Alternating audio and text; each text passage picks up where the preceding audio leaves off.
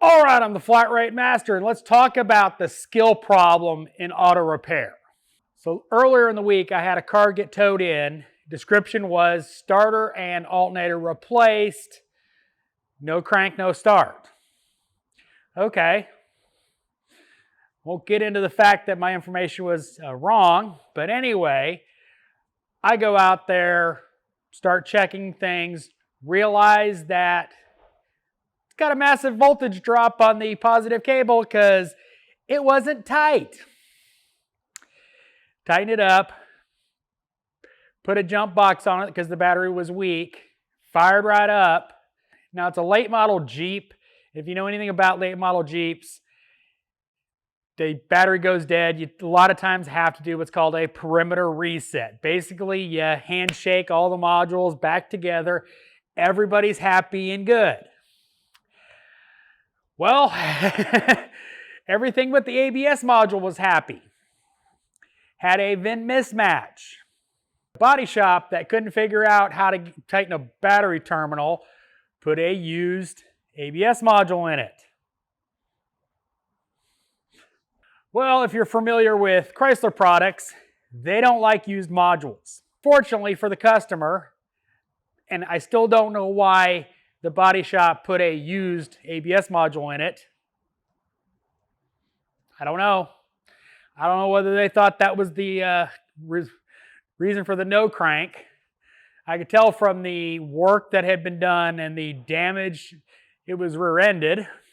New ABS sensors all over the place.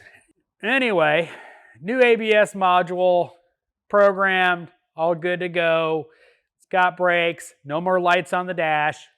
Car's happy. But that's the thing, is the skills that are needed in this industry are so lacking in so many shops. You know, most of my career I have spent as the only diag guy in the shop. And there's lots of shops out there that it's obvious they don't have a single diag guy in the shop. Before I get all the comments, yes, flat rate is part of the reason. We all know it rewards billing hours. And sometimes diag doesn't get billed for. That's the number one reason flat rate and diag usually suck. That is one of the reasons why diag can really suck for a flat rate technician if the shop doesn't bill for it. I can't stress that enough. If you're an hourly diag guy and your shop's not billing for your time, they are losing money on you. I mean, I don't know how else to say that. You know? But on the same token, if the shop with a flat rate diag guy isn't billing for it and he's, got 2 hours into a diag, well, guess what? He's not making money. He's going to go out somewhere else. So yes, flat rate is part of the problem with that. Shops are also a big part of that, not billing for it. At this shop, we see a lot of cars come here from other shops where they couldn't fix it, where the experience was so horrendous they don't want to go back even though it's under warranty at that shop. They pay us to fix the car right. Why? Because there's such a skill problem in this industry. So many shops really don't understand the level of technicians they have in their shop. They have very, very, very, very few good diagnostic guys. They may not even have good nut and bolt guys. These shops will have these inexperienced techs do an engine and then they get down to it and can't figure out why it won't crank because they forgot to hook up the ground cable. Chassis ground, got to have ground for a 12-volt system. And I know dealer guys will tell you about how horrendous independent shops are. I can tell you how horrendous dealer shops are. There's a lot of horrendous out there in the world. And we as technicians need to rise above. We need to get training. We need to improve our skills. If you think you're better than anybody else, you're probably worse than anybody else. Do I personally think I'm the best diag tech in the world? No. Not even by a, stretch of the imagination do I think I'm the best diag guy in the world. Am I good? Yes. But my point is that when it comes down to it,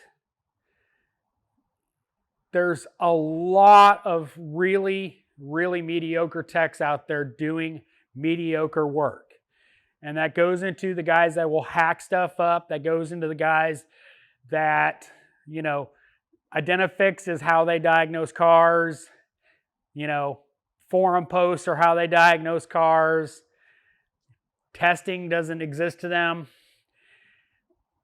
And again, yes, when you're under flat rate and you're only getting paid this much to diag a car, or if at all, corners are going to be cut. The best way to describe it is you're not paying me for diag. What part do you want me to replace first?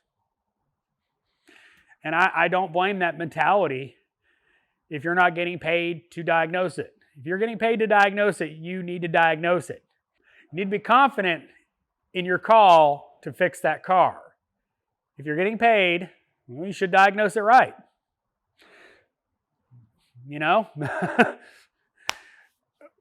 We as an industry need to do better as far as training our young technicians. Us as senior techs need to take time out of our day, yes, a little money out of our wallets too, to help these younger technicians. If they're hungry and want to learn, they will take your advice to heart and they will run with it. Cole, who used to work here, started out as a very green technician, and now after spending a couple years in this shop with me, Bam Bam, he is now in one of the most prestigious Porsche shops in the country. He's one of their top guys. That's something to strive for, not mediocrity. So we as an industry need to pay our techs better.